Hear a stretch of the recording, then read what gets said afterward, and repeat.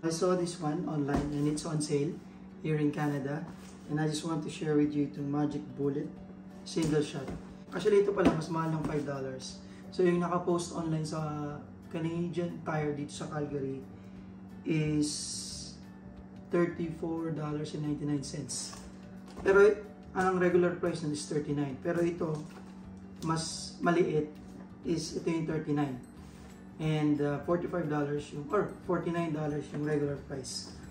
So, I think mas okay to kasi para mas ma-maximize namin yung space dito sa bahay.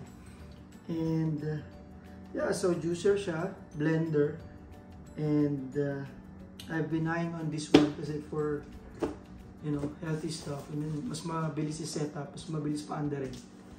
And we'll see. So, ito nga pala yung box. So, brand niya is Magic Bullet. And then, ito yung kasama niya sa package. So, 250 watts motor base, yung power niya. And then, meron siyang stainless steel na cross blade. And then, nandito sa photo, isang tall cup, and then, 2 party mugs. And then, may 3 blades. So, yun. Let's see kung ano bang itsura nito sa loob.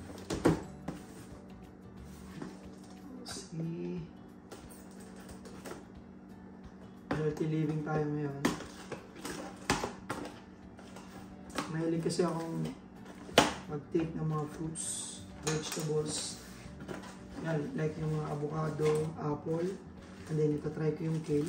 So out of the box, kasama nyo itong Magic Bullet manual or user guide. So ito yung mug. So dalawang mugs. Yan. Natin dito.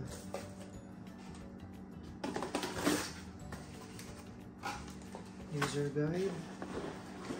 Ito yung Magic Bullet na blender. Single shot.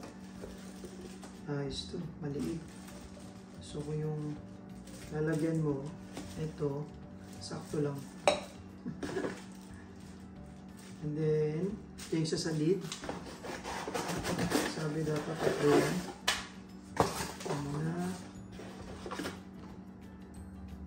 Registration card. Okay. Ano ba ito? I-register daw yung number. May serial number. And ito na yung pinaka-blender. Blender. Ito. Hanggayin natin sa box. So, dito tayo magbe-blend or ilalagay yung mga fruits and vegetables or kung ano man. So, ito yung cross blade. Meron siyang caution. Never place blade assembly on base unless assembled to jar. Okay. Oh, okay. Lagay daw muna rito. So, parang lagay niyo yung mga fruits, slice fruits and vegetables or kung ano man dito. Tapos i-close.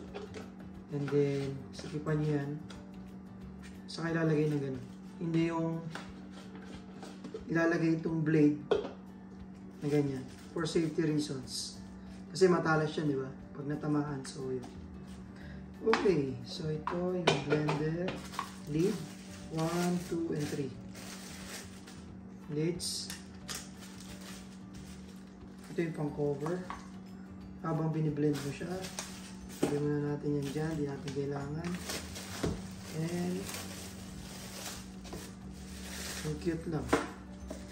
Kasi yung isang on sale na ano, na $34, malaki yung box niya. And then tinanong ko dun sa stock, sa Canadian Tire. So, mas malaki nga yun. So, siguro mga ganito yun. Ang taas niya. Blender, ganyan. And may cup pa yun. Yan. Let's see. Blender. Ito. And yung cup. Dalawang cup. Tanggalin na natin. Okay. So, basahin lang natin mabilis itong manual. And then, magta-try tayo mag-blend ng mga fruits and vegetables. Bumili ako ng kale. Meron dito carrots, celery, apple, green apple, bananas, strawberry. Let's start. I-review ko lang yung manual. And saksak muna natin to. Naku, ano kayo? So just safety precaution. Pag mo siyang ilalagay, ito lang blade nang wala pang ano, wala pa dun sa cup. So kailangan salin mo muna yung mga fruits and vegetables or nung gusto mong ilagay, and then i-seal mo siya, tapos saka mo ilalagay rito.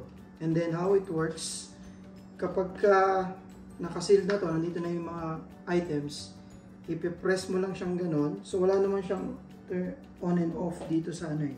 As long as nakasaksak siya, ready na siyang gamitin. And let's go. So yung walang handle, ayun yung pang blend. Unlike itong isa, ito yung extra niya na mug. Okay, and then ito pala yung cross blade na sinasabi niya doon. Okay, so healthy muna tayo. Lagay tayo ng kale, bananas. Oops. Atin ko na itong bananas para manamis-namis. Then may asim, green apple, broccoli, celery, carrots. Sorry. Then sabi pala, hindi dapat siya lumampas dun sa ano, maximum na line. Eh, meron na. So, hindi naabot ng iba rito. And lagyan lang ng liquid. So, ngayon, water muna and then milk. Water, I mean. Pwede ring milk, almond milk, or kung anong gusto nyo. Yan. Then sealed. Make sure na yung blade nandun sa loob. And sikipan maigi. Na. Let's see. Yun pala. Meron siyang tatlo na ano rito, parang nakaawang. Tapos, ipipress mo siya down.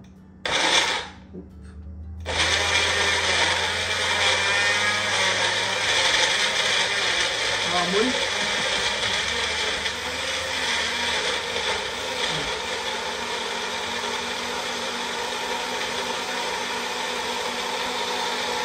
Sabi to press it down, and then pagka gusto mong i-stop, i-release lang, yan o. And then press ko ulit, and release. So parang may lock siya. And we'll see. Yan na.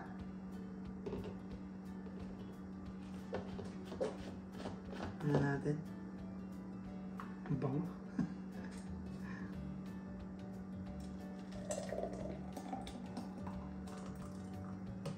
And that's it, guys.